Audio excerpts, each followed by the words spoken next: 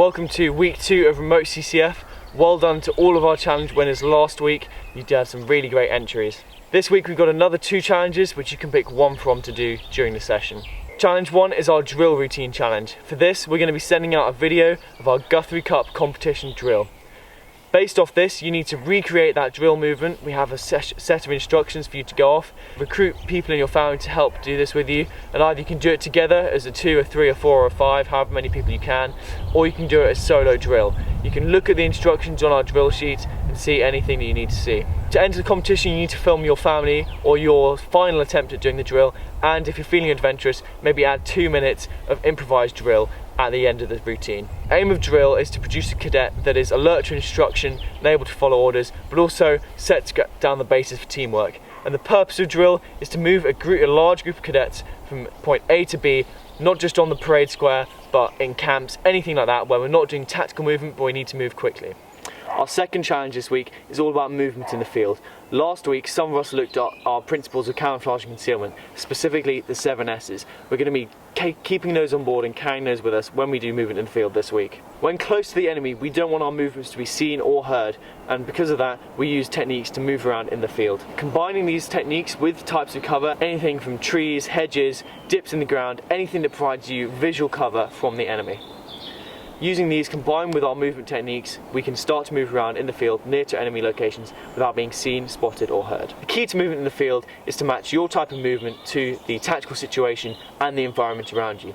But always make sure you're being practical. Don't choose one of our slow techniques if you need to be moving fast to get out of contact or anything like that. For this challenge, film yourself doing it, give a really good technical description of why you chose that technique, how is it good for the environment that you're in, how is it good for your objective, what are you achieving by doing that?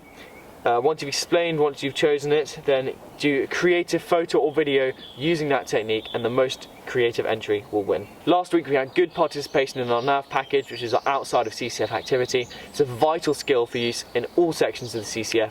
Well done to all of those who completed it, with results being announced very shortly. This week's outside of CCF challenge is going to be split down into more specific tasks for your section. Later today your section ICs will be in contact, and I strongly advise that you do this, as it's a great way to demonstrate your practical knowledge and skills even though we're not together, which could be factored in for things like future promotions or leadership roles. During the day we have 4 main movement types which we're going to demonstrate now. It's not that quiet, but if you slow it down you can make sure you minimise noise. Keep low to the ground, pivot as you move, alternate your legs to drive you forwards. If you're carrying a rifle, you'd hold it in your hands here, and that would allow you to make rapid progress using a hedge line as cover, or even better, down in the ditch or somewhere low, where by getting a low profile you're disguising yourself from any enemy observation. This next one is called the monkey run.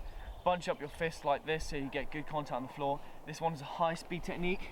You want to move along like so, keeping your back low, keeping your head down, but this allows you to alternate and move across the battlefield quickly. Now this technique is really good when you need to move fast, but it is noisy. This technique is called the walk. Now the key to this one is all about what you're doing with your feet. So if you had a rifle, you have it in your shoulder, but if you're moving, this is when it's not necessarily a fully tactical situation. You're in good cover so you can stay upright, and that allows you to observe all of your arcs. Now rather than just walking forwards like this, making lots of noise, what you want to do is go onto the edges, outside edges of your feet, with your rifle in your shoulder if you're using one, and then using the outside edges you're minimising that noise which you create. Outside edge and then down. This last technique, called the roll, is good if you're on a bit of a slope like this, you're observing, you're looking out on your arcs.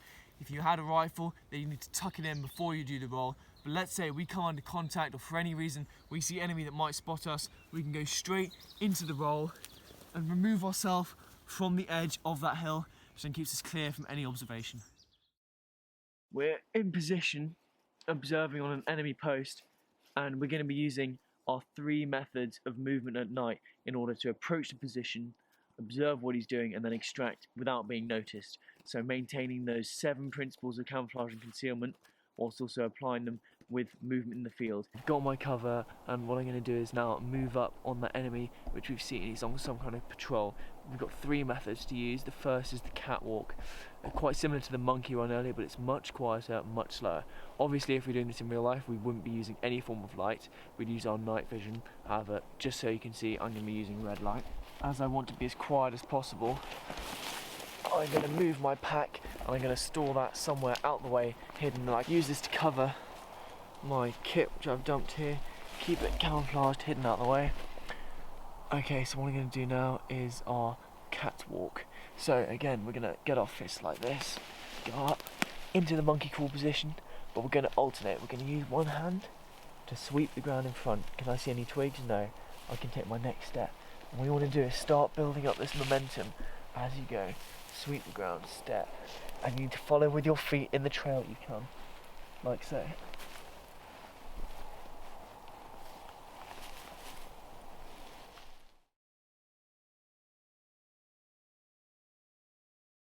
So up till this point we've been using our catwalk. It's been reasonably fast, but it's pretty slow. As we can see, our enemy position is just up there. So we're not close enough to get into a really low and slow position. So I'm going to do a ghost walk. My feet, instead of my hands this time, to sweep the ground in front, avoid any sticks, so I don't step on them and get a sound like that, which could give us away. So using the same principles before, if you just watch where my feet are, I'm going to be sweeping the feet in a circular motion, placing them down on the sides and flat. But the key is just to sweep for any sticks and step down. And this is a very quiet technique.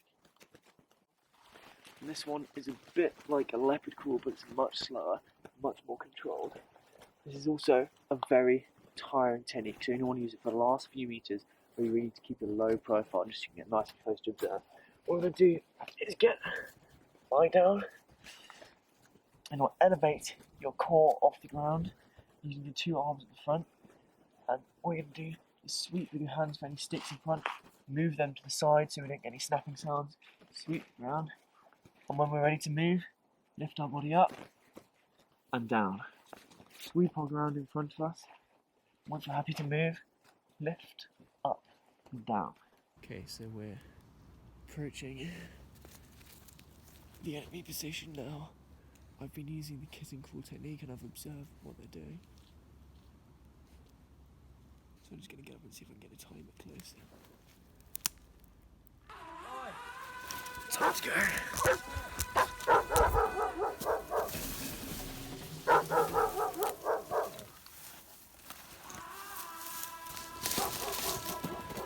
Well, it looks like that's all from me this week. Good luck in today's challenge. I'll see you next time.